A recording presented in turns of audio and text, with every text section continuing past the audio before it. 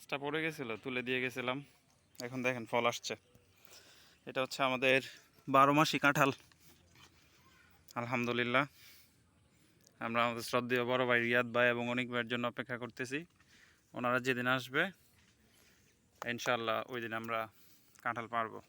Almost 1 2 3 4 5 6 7, ভিতরে একটা 8, total 8টা হয়েছে। যে পাশ থেকে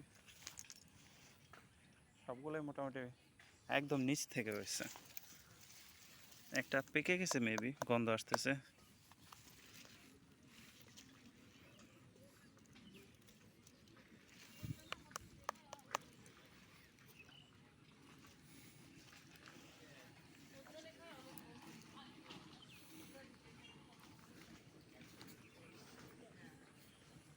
এই গাছ বাঁশ দিয়ে রেখে গিয়েছিলাম, এই অবস্থায় আছে।